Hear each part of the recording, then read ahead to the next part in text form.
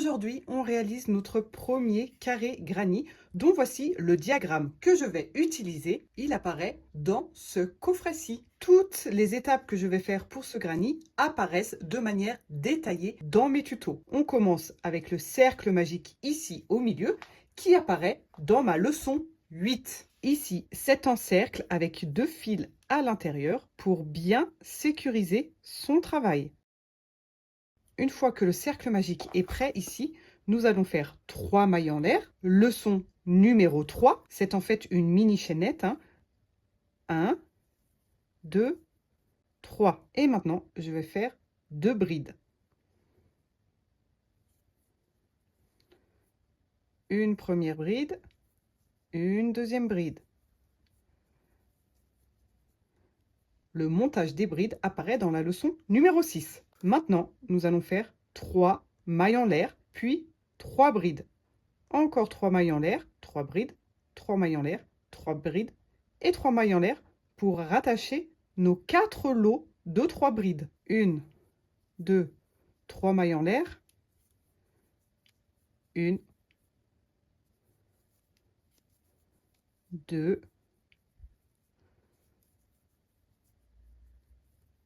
3 brides.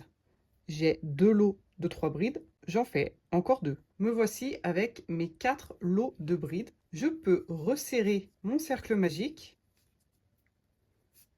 Je récupère ma maille et mes 3 mailles en l'air ici sont rattachées avec une maille coulée dans la troisième de mes mailles en l'air avant ma première bride. Ici, c'est mon nœud de départ. Première maille, deuxième maille, troisième maille. Je réalise ma maille coulée.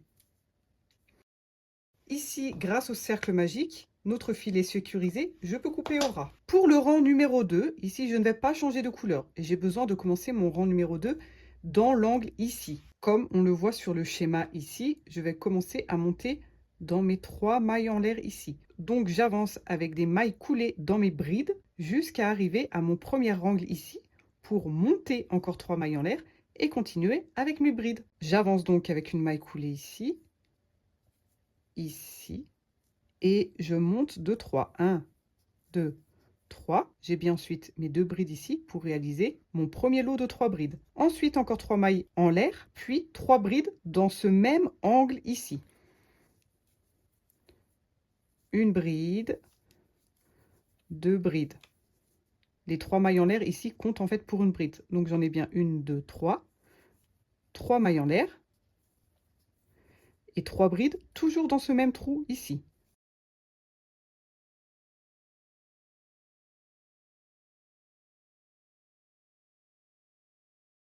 On a donc réalisé un angle. J'ai maintenant une maille en l'air, et non pas 3, qui va séparer mes 2 prochains lots de 3 brides qui vont être réalisés dans mon prochain angle. On voit bien ici sur le schéma que j'ai 3 brides, 3 mailles en l'air, 3 brides dans le même angle, séparées par une maille en l'air, puis 3 brides, 3 mailles en l'air, encore 3 brides dans le prochain angle. Et je dois faire ça 4 fois. 1, 2, 3, 4. Ici, c'est la séparation entre mes 2 angles. Une seule maille en l'air. Je réalise 3 brides dans l'angle. 1, 2, 3. 3 mailles en l'air. 1, 2, 3. 3 brides.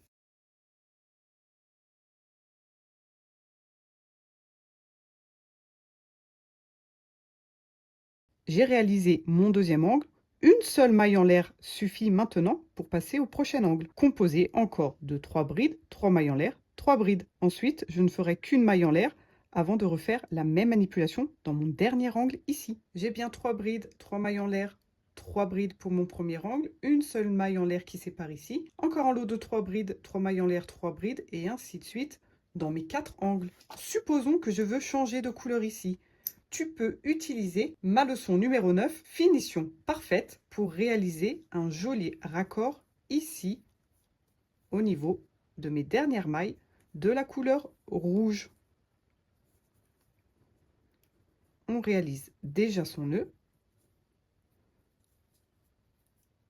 Et je vais prendre une nouvelle couleur. Pas besoin du coup de faire les mailles coulées pour traverser mes 3 premières brides et continuer à monter mon ouvrage. Je vais commencer directement avec mes 3 mailles en l'air et mes 2 brides pour former un lot de 3 brides, suivi de 3 mailles en l'air et 3 brides dans le même angle. Une maille en l'air seulement pour avancer, 3 brides dans la maille en l'air précédente afin de former le côté du carré, encore une maille en l'air pour atteindre le prochain angle dans lequel on va faire comme d'habitude 3 brides, 3 mailles en l'air, 3 brides. Il suffit de lire le diagramme, ce ne sont que des répétitions très régulières. Dans l'angle ici, je forme une maille avec un jeté et je fais une première maille qui me sert seulement de nœud. Je peux déjà la fixer ici. Comme ça, mon nœud est déjà fait. Je n'aurai plus qu'à cacher le fil ensuite à la fin, comme expliqué dans ma leçon 10. Je monte mes 3 mailles en l'air et je forme mes 2 brides pour compléter mon lot de 3 brides. 3 mailles en l'air, 3 brides dans le même angle.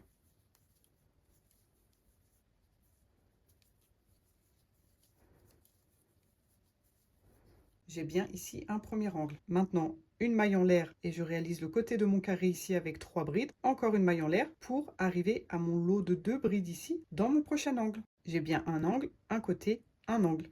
Et là, je répète comme sur le diagramme pour faire mon autre côté, mon autre angle, encore un côté, un angle et encore un côté.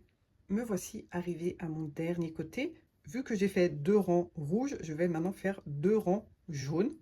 Donc, pas besoin de couper le fil, etc. Je fais une maille coulée ici comme tout à l'heure et j'avance avec des mailles coulées jusqu'à mon prochain angle. Ici, je vais monter mon 4e rang. On pourrait très bien s'arrêter à 3 rangs. Ici, je vais monter le 4e. On peut en faire 5, 6, etc.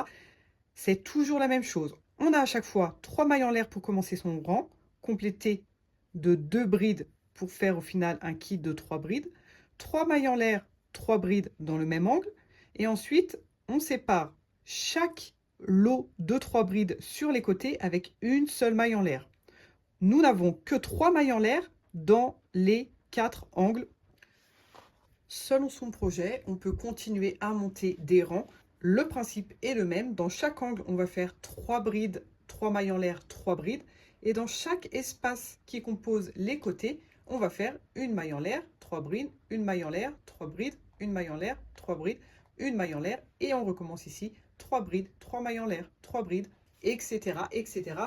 jusqu'à l'infini si ça vous chante.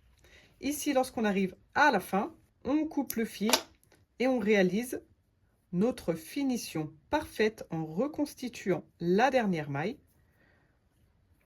comme dans ma leçon 9.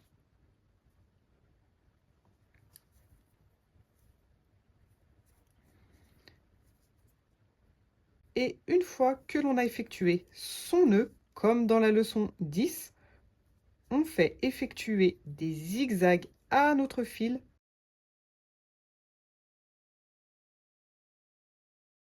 à l'intérieur de nos mailles précédentes pour embrouiller notre fil et le perdre afin de pouvoir ensuite couper le fil. Et voici l'envers de notre granny et ici l'endroit. Bien joué! Tu peux être fier de toi et à bientôt avec plein de nouveaux tutos.